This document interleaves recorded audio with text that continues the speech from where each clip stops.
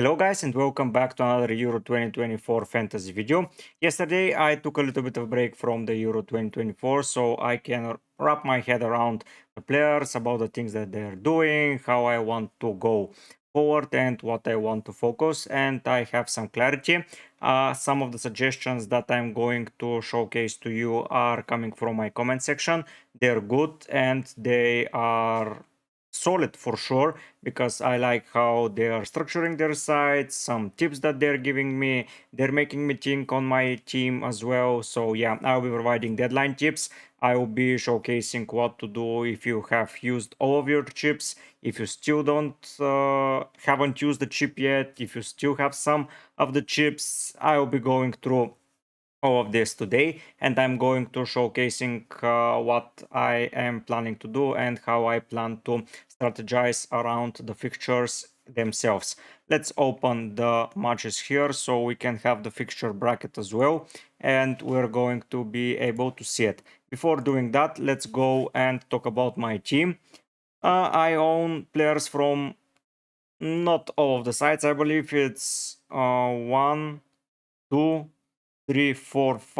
6 sites basically I'm owning at the moment, which seems okay as a number, but I plan to increase it a little bit. I want to have at least one representative in attack from different teams. I know that I own Musiala and Gundogan, but for me, they have showcased the most in attacking department coming from the midfield position, so that's why I'm willing to do that trade. The first part I want to discuss before going into the attack is the defense, but before jumping into some real action on the team, as you can see on the top here, yes, here, there is a subs counter. It's 786 out of 800. Those 800 are my goal for the Euro 2024 fantasy. I'm so close to reach it. Please help me do so. If you enjoy the content, if you enjoy the commentary, if you want to be part of the deadline streams, please subscribe.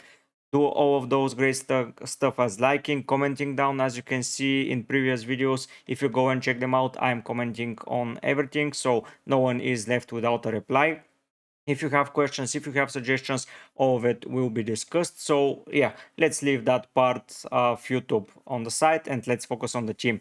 In the defensive department, I like several of my players. So Gay, Mittelstadt and Cancelo are certainty. I am going with the two fullbacks from Portugal and Germany, and they have been one of the better defenders so far in the tournament. Rudiger is another shout out, but there have been rumors that he might be with a slight injury. I don't know if he is going to be rested or not, but I'm not going to risk it with him. We won't have the information about the Germany lineup before the deadline, so we are not going to able to predict what is going to happen. Jonathan Tah is suspended, so that means that the options that I'm going to go for are either Kimmich or Mittelstadt, and Mittelstadt with the 4 million provides basically the same thing as Kimmich, who is more expensive, and that's why Mittelstadt is in my team. Cancelo, the best defender from Portugal by far. Pepe is another great option, but with age, some errors might happen while Cancelo is joining in the attack always. If they play 3 at the back, if they play 4 at the back, it doesn't matter, he's always joining the attack. Mark Gay has been the standout performer in England's defense, and that's why he is there. Cucurella has been a really good surprise for me in the group stage. He had 14 ball recoveries, against Italy, which is an amazing number. They press high, so Cucurella is pressing as well, and he's taking back the ball. I know Georgia is going to be most probably an easier opposition compared to Italy, but they're going to go on the counter, and Cucurella is going to be there to tackle those counters. Against Croatia, he got only 2 ball recoveries, but still 6-pointer, and I'm not moving away from Cucurella as well. It might be a slight rotation risk with Grimaldo, but I'm willing to take that risk. John Stones is a guy that is going to leave my side. Sorry, John, but you're not up to par with the thing that I want to do with my team, and I'm going to explain myself in a bit. Looking at in the goalkeepers department, I have Verburgen. So Verburgen is playing on the 2nd of July, and after that is going to be on the 6th of July. Right now, Unai Simon is playing on the 30th of June, and then it's going to be 5th of July. So that's a pretty good combination of a goalkeeper and a pair, because I can adjust everything around them and be prepared for those in different days. But I don't think Unai Simon impressed so much in goal. Yeah, he saved a penalty and he kept a clean sheet. But after that, Croatia scored a goal, but it shouldn't have counted. But in my opinion, the penalty should have been retaken because Unai Simon left the goal line, in my opinion. But yeah, those are just my things to say. And against Georgia, I don't see him getting so much points. The goalkeeper that I'm going to go for is most probably not going to get a lot of points as well from save points, but he's been an amazing keeper in all of the tournaments and he has been performing really solid. And I cannot go without a second English defender because even though they are not performing too well in attack at the moment, defensively they have been amazing. They have been controlling games, they have been doing a lot. They have conceded only one goal so far, and it was a long shot goal from Denmark. So everything that's close to goal, they have saved it. So Pickford is joining in the goalkeepers department. That leaves me with only one Spanish defender, which is not going to happen. I want to have someone who's going to be on the front foot always, and that guy is going to be Dani Carvajal for sure. Here I made a change to Dani. He scored 14 points with 8 ball recoveries, with a goal scored, with a clean sheet. After that, against Italy, he had less ball recoveries and a yellow card, but still I believe Dani Carvajal joining in on set pieces and bombarding on that right flank, especially against Georgia. I know that he is going to face Kvaratskhelia, and most probably he is going to have a yellow card at the end of the game. I'm willing to take that risk. I'm tuning in for the attack, as the Georgian goalkeeper has been amazing, but still Spain are a far better side than Georgia, and I believe a clean sheet is imminent and it is going to happen. Next up in midfield and in attack, let's treat them as a whole. We have a player from Spain, even two players from Spain. I believe Spain are a flowing side at the moment, and they're going to score a lot of goals. Germany, they are facing Denmark, who has been amazing in defense, but yet I am willing to take the risk and go for two German players, the penalty taker and the star boy in their side, which is Musiala. I have Bruno Fernandes, who has been a part of everything interesting in the Portugal lineup so far. He scored a goal already. I know that it has been on an empty net, but still Bruno has been doing amazingly well. And I own Bellingham in midfield, but that is going to change in a second. I own Gakpo, I own Morata, and I own Mbappe. Two of the players are now there, that is Morata and Mbappe, and the guy that is going to leave my side for now, apart from Bellingham, is going to be Gakpo. I'm not going to go without Harry Kane. I was trying to find a solution to go without him, but honestly, when I looked back at England's previous knockout stages tournaments, he is not doing that well in the group stage, but after that, just something clicks and he starts delivering and delivering and delivering. He missed a penalty against France. It would have been 2 goals against France in the quarterfinals of the World Cup. So if he had scored there, it would have been even more goals in the knockout stages. So going without Harry Kane is not an option. I still have the budget to go for Bellingham, and honestly, the only midfielder I cannot afford at the moment is, oh no, I can afford anyone. So basically my budget is enough for anyone, but here I'm deliberating between several choices. Should I go for a Dutch midfielder, being most probably Xavi Simons, as I like him the most and he can play it on the right wing and he plays as an attacking mid, or should I go for a little bit of a dark horse of a player and go with an Austrian player? If you look at the Austrian players and we sort them by points, it's Sabitzer on first place and Baumgarten on second. Baumgarten played only 28 minutes, but he got an assist in the last fixture against the Netherlands. After that, he scored against Poland, and he played alrightish against France. Looking at the fixtures, he's going to be on the 2nd of July, so that's a little bit tricky. If I go for him, he's most probably going to be on the, not most probably, he is going to be on the last day, and if he doesn't perform, whoever is from the Austrian boys, he is going to lose me some points. But to be honest, I expect Austria to beat Turkey because Turkey haven't been up to par yet. They defeated Georgia, but after that it was ropey. Even against 10 men against Czech Republic, they weren't that amazing. And they are making a lot of fouls and they are making a lot of errors in defense, and they're having a lot of yellow cards so far in the tournament, which means that Austria, there is a high probability that they receive a penalty. If they receive a penalty, a guy like Arnautovic, who is a forward, is going to be an interesting pick. But the guy that I'm willing to go for is Savitzer. He is having ball recoveries, he's having a penalty earned already and he has scored a goal, and he's a very, very high contender of man of the match when Austria plays. So, in my opinion, I'm going to go with Savitzer. He's not nailed on penalties, but there is a slight chance. So I'll go Gakpo, Xavi Simons, or whoever it is from the Netherlands is not going to be on penalties. That leaves me with Harry Kane, Morata, and Mbappe, Bruno Fernandes, Gundogan, and Savitzer. Those are 6 penalty takers.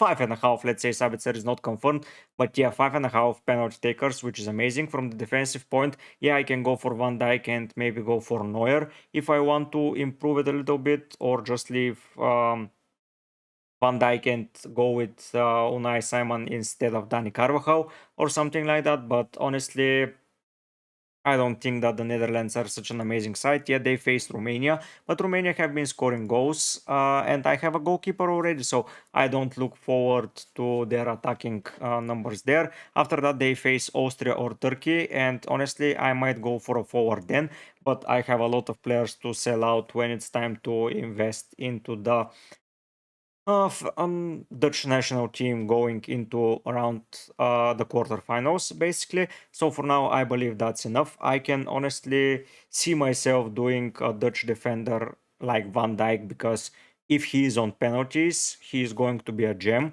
But Dani Carvajal and Verburgen out for Van Dijk and Unai Simon, it might be a treat because I will have a penalty taker covered and a proper goalkeeper on the first part of the bracket, so I cannot waste a transfer on the end to replace Verburgen, because Verburgen and Pickford will play on the same day, which may become an issue. But let's see how it goes. We're going to discuss that on the deadline, and we're going to see how that's going to happen. By the way, speaking about the deadline, I'm going to start 2 hours to 3 hours before deadline, so it's going to be a longer stream, and we're going to have way more fun in my opinion. The only fixture that I'm not targeting at this point is Switzerland, Italy. I cannot just wrap my head around investing in any of them players. Switzerland have been good, especially in defense, but yet against Italy, it's a 50-50 game, and I don't see myself risking it going that way. So for now, let's review the transfers and let's confirm them. Now, let's discuss chip strategies with guys that still own them. So going into the bracket, if you own a wild card, only a wild card, let's go. Okay, so first, if you don't own any chips at the moment, start planning ahead. So maybe more Netherlands players will be good, because especially in the forward department, like Xavi Simons or Gakpo, instead of Morata, in my opinion, because they're facing Romania, and if they beat Romania, which they might do, they're going to face Austria or Turkey, because and the two sides there are not too good defensively. So going for an offensive player there is key. England the same. If they beat Slovakia, which I believe they do, they are going to face the Swiss or Italy. It's a 50-50 game, but both sides, in my opinion, are not as good as England. So for a round of 16 and quarters, you have the side set up. From the upper bracket, you can just go for 2 Spanish, 2 German, 2 Portugal, and 2 France, just to cover everything and to have a proper team in the quarterfinals, which you're going to replace at the end and manage with transfers. If you own a limitless chip only, the strategy doesn't change a lot. I would use the limitless chip most probably in the semis, because for the round of 16, it's pretty obvious who is going to win it. So it's going to be Spain, Germany, Portugal, France, Netherlands, Austria, England, and the only 50-50 game, in my opinion, is Swiss against Italy. So there you can invest in all of those sides. And if they all progress, they are going to face each other, and you most probably would have a lot of players from England and a lot of players from the Netherlands, because you are focusing on that side of the bracket. Let's say 8 players are from there, you keep them, they again perform, and then on the semis, you can just keep them or just use the limitless and adjust the squad. And after that, you have most probably players from Spain, Germany. Let's say you have two, Portugal and France. You have two, and it will happen here. And one of the sides is going to go there, so you have at least 2 players here and 4 players from England and the Netherlands if they're progressing up ahead. So those are 6 players you already have, and for the final you need only 11 as no transfers are going to happen. So the free transfers are going to be more than enough to finish up with the correct lineup. So if the favorites win the round of 16, I suggest you use the limitless chip in semifinals. You just go bonkers there and completely um, just overrule your team, prepare for the better, invest in more players from the specific country. If remember in this next round, I believe 5 players from a country is possible, so you can even invest even more in the Netherlands and England squad, so you can do all of those great stuff. If you are owning a wild card, I would suggest that you do the same thing, but you have a safety back on, so you can invest equally in a lot of teams. Like 4 players from Spain for me, if you're on a wild card, still is a must because they face Georgia, Germany at least 2, Portugal at least 2, France for sure, Mbappe, Netherlands 1 or 2 because you can then invest in them for the quarters. An Austrian player is maybe a good thing to own. England 2 or 3, and Swiss and Italy, it's up to you if you want them. But if some favorites go out, you just restructure your team for the quarterfinals, and then semis, most probably there won't be as many surprises and you can progress forward to that. If all of the teams go and do well, you still own 3 players from England, you can invest in the Netherlands, you still own 4 players from Spain and Germany, so you can rotate them at the end. You can invest in more English players as they're going to progress more and more, in my opinion, or more Netherlands players. And then on the semis, just do a wild card, prepare for anything, clean up everything that's not needed, separated 14 players like 4-4-4-4, or just go 5 or 6 from the favorites and then go and slash it a little, and then on the final you can just adjust the squad at the end. And I believe that sums up the strategy for the first day. I would captain Musiala for sure. If you got him, a German player for me should be the captain. On the 30th of June is going to be most probably Harry Kane or a Spanish striker. Maybe Morata is a great shout out. Because they face Georgia, and I believe even though the goalkeeper is having the tournament of his life, I believe that Spain are beating them and beating them hard. So I would suggest maybe Morata as a captain on the 1st of July. I would go for Mbappe, and for the second, I'm most probably going to go with, yeah, that might throw something into the wheel because I won't have a proper captain on the 2nd of July if something goes wrong. So I'm going to already make a transfer and I'm going to sack off Dani Carvajal. I know that I said pretty amazing stuff for him, and I don't believe Unai Simon is making a lot of good, more than 6 points basically against um, Georgia. But still, I believe that Van Dijk being on penalties and the proper captain option against Romania is the better way to go. Now I have goalkeepers from upper and lower side of the bracket, so I wouldn't worry about that. And I believe that this looks better because I will have a captain for the final day. Yes, Sabitzer is a shout out. If you're owning a Dutch player, it's not needed to do that. But for me, starting like that is a must. So first place, Simon. So, oh no, sorry. Let's go back and sub out, sub in, and confirm. So Portugal is playing on the 1st. So basically I have the tomorrow fixture, I have 3 players from them, and it's going to be a well. So yeah, Van Dijk is there for captaincy option. That's it. And yeah, Sabitzer, I can put him on the bench as he's playing in the last day. So I will have players from the last day being there, and we're prepared for the deadline. But yeah, we'll have a deadline stream, we'll prepare everything, we'll help everyone who needs help. Once again, if you're enjoying the content, don't forget to subscribe, don't forget to like, don't forget to promote it to your friends, don't forget to tune in for the deadline. But for now guys, I'll be heading out. Bye.